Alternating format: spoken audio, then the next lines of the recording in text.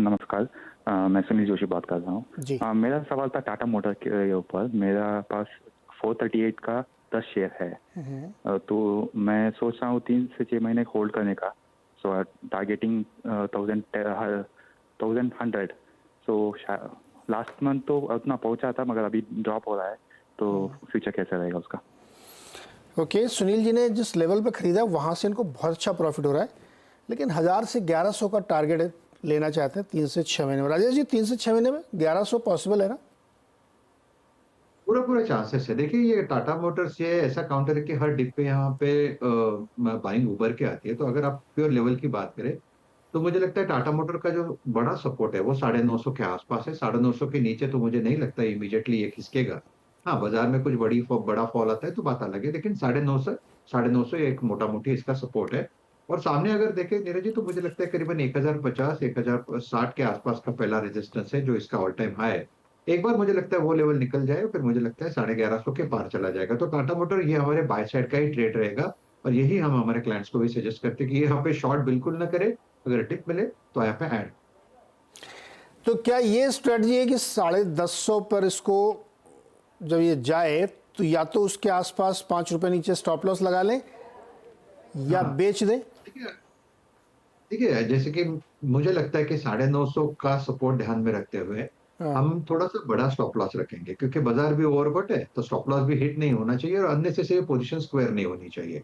तो मेरे हिसाब से अगर ये 925 930 के ट्रेजेक्टरी में स्टॉप लॉस रखे तो थोड़ा बेहतर ट्रेड होगा। और मुझे लगता है कि अगर डिप भी मिलता है 950 के आसपास सेटल होता है तो बाइंग अपॉर्चुनिटी होगी। नहीं, मेरा सवाल ये है, सुनील जी चाहते हैं कि 3 से 6 महीने ही रुकेंगे और वहाँ पे इनको इनका मन है कि 1100 मिल पहुँच जाए। तो अगर मान लीजिए 3-4 महीने में 1150 पहुँच गया, 1050, उसके आगे आप कह रहे हैं कि फिर वो ग्लास सीलिंग वाली बात हो जाएगी। तो अगर वो नहीं हो पाता तो 5-10 रुपये स्टॉप लॉस लगा निकल जाए। हाँ, देखिए 1050 के आसपास अगर अटकता है तो obviously at least partial profit taking करे, क्योंकि आपका जो इन्वेस्टमेंट का होराइजन है वो 3 महीने का है।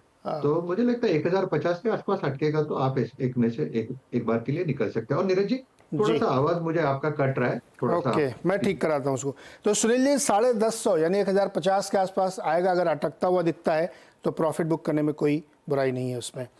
अगला सवाल है विजय हिंदुजा का, शहडोल से। विजय जी नमस्कार, सवाल पूछिए सर। नमस्कार सर, मैं विजय हिंदुजा बोल रहा हूँ। जी।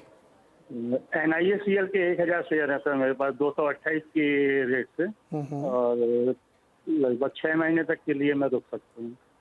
6 महीने के लिए new India assurance, Rajesh ji 228 पे लिया, 242 चल रहा है, कितना पैसा बन सकता है इसमें?